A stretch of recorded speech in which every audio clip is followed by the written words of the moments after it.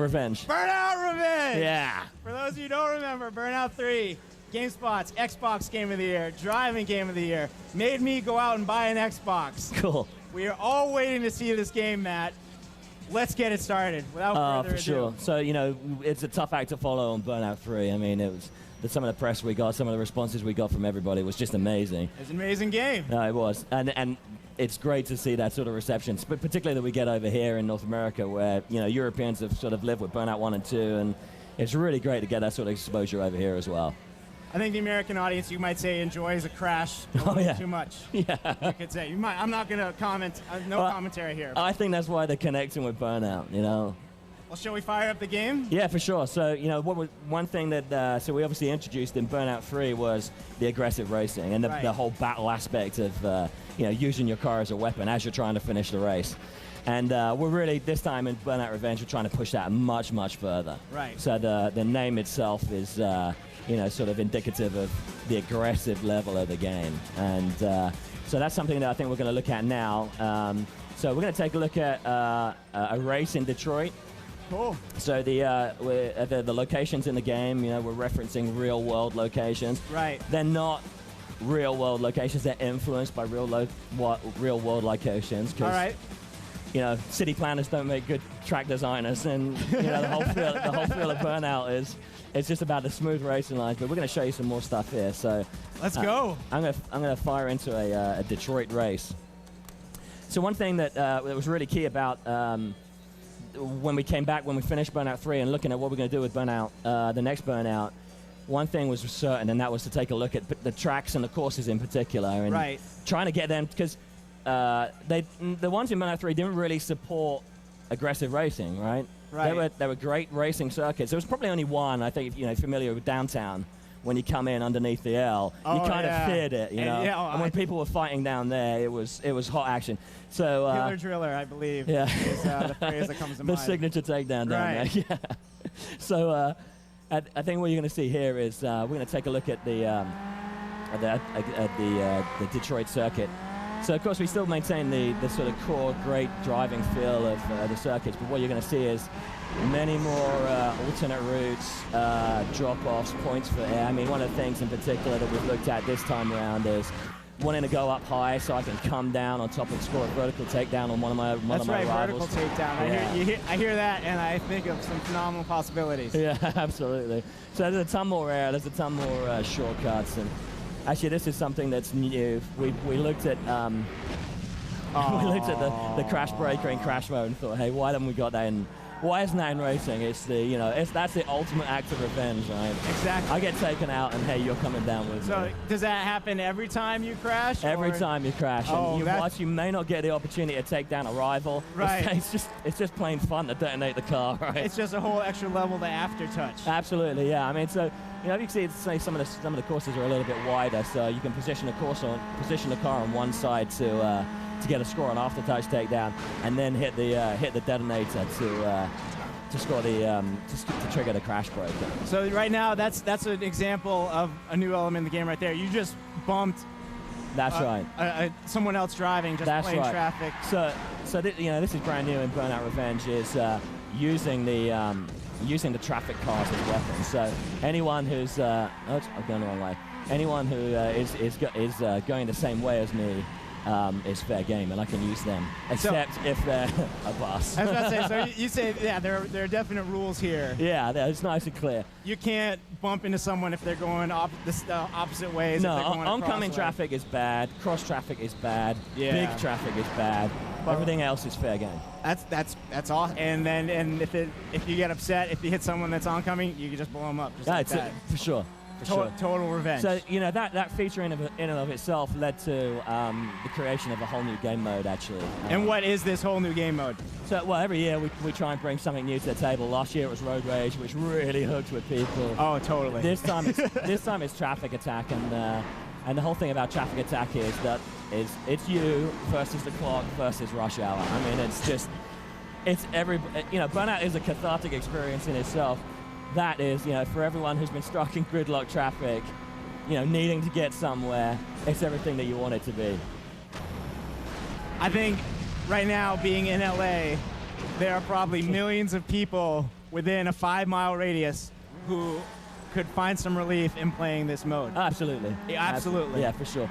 I mean, it's everything that you want to do when you're stuck in gridlock, and that's why it works so well. So actually, whilst we finish, that's a revenge takedown you're seeing there. So the revenge, just while we're talking about revenge in race, revenges happen when I take someone down or where someone takes me down. They're marked for revenge, and that's something where we want to highlight the fight to the player. So you go after this guy. They're the guys that are marked for revenge. Revenge slams, revenge shutdown, revenge takedowns, revenge shunts. They're the things that drive the progression in the game this time out. Well, there was something to that effect a little bit last year in Burnout 3, where if someone took you down, all of a sudden, instead of the orange arrow over their car indicating them, there was a red arrow. Yeah, and then if you got a revenge takedown, you were given a few extra points, right? Yeah, but I think the thing that sort of rammed it home to us is that we were watching people play, and people were winning races and not fighting. And that kind of wasn't what we wanted to do. Really? There were people doing that? Yeah, there were. Are you serious? There were, yeah. So again, you just wanted to highlight the fight. Really give the player something to focus on. That guy in red, he's either the guy that took you down, you want to get your own back, you really want to go after him.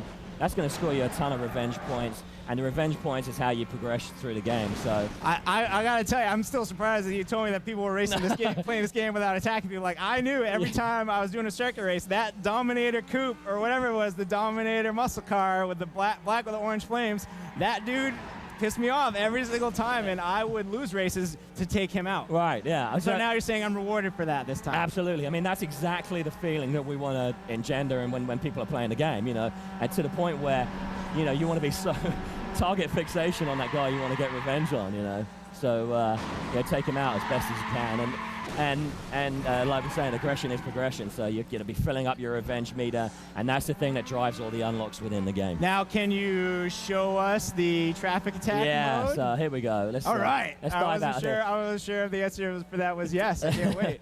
Traffic attack is really simple. I think actually one of the things we're finding is, and we kind of found it last year when we're trying to get people to get used to attacking their rivals, because when people first pick up Burnout 3, they were still, they were used to 10 years of being told to avoid these cars. Exactly. And we're seeing that a little bit now as we're introducing people to using the traffic to play the game. Right. So, it's in summary, this game mode is just take out your frustrations on rush hour. So, but it's you against the clock, against the traffic. And how long is that clock putting it? What's the time we're looking at? Currently, it's starting at about 90 seconds. But the most important thing is once you start getting down into a 20-second period, you can start knocking it back up. Ah. So if you're good enough. I'm guessing you do that by hitting more traffic. Exactly. Oh, what a shame. So hitting traffic gives you dollar crash values, and it also gives you time once you're in that 20-second period. And the reason we did that, we try to give the player about 70 seconds for free, get used to the game, and then bring on the tension. And there's nothing like a ticking clock for getting some tension. Exactly. So let's see it. So this is in Rome, which, as we've said before, is a spiritual home of Burnout. You said the traffic's pretty bad over there. Yeah. You got to be a maniac to drive in Rome. So there's me doing a really good demonstration of traffic attack by missing everything. So you got $2,500 right there. So obviously crashing. I don't get the crash breaker in traffic attack mode because crashing is all about running down the clock in this mode, and the clock is all important. So I also get points for running through the props that you see in the street furniture around. It's the same way traffic is what I check, but an oncoming and cross traffic is bad.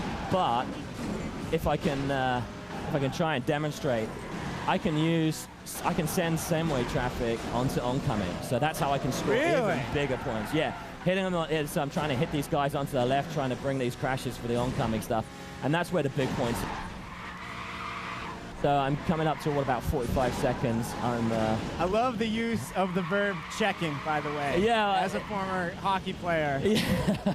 Well, we use fighting metaphors quite a bit in this game because they really work. And the battling and the combat aspects, and trying to wear people down and go for the knockout blow.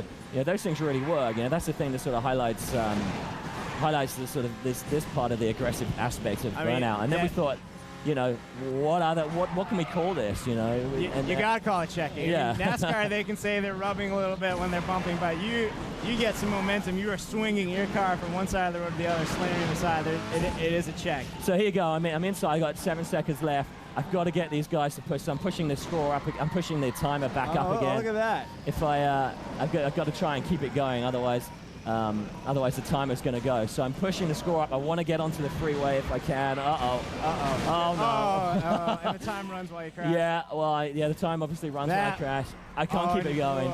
But we had a guy do 4 laps. And if you go second lap, you're at 2x score. Third lap, 3x score. We had a guy on the stand today, got 4 million. Just at the booth, some guy showed up and there you go. That's really lame. 300K. I think we got a couple editors here going to try taking a shot at that record sometime. Yeah, absolutely. It's one of those modes that once you play it once, you're in. So, just quickly, I got to ask a couple questions. Yeah. Online play? Absolutely. Just like last year? Just like last year. I mean, we tried to streamline the experience this time around.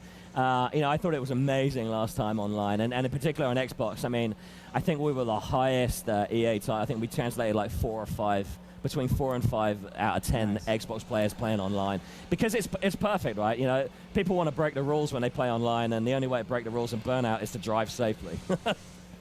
And one last question. As you said, we're going to real cities now, or influenced by real cities. Yeah. We just saw Detroit, we saw Rome. The third city is? The third city that we're showing is Tokyo. Tokyo.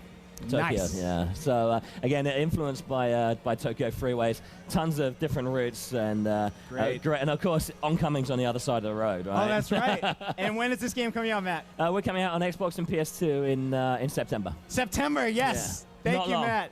This game is phenomenal. Can't wait to play it. I'm making time. I'm playing.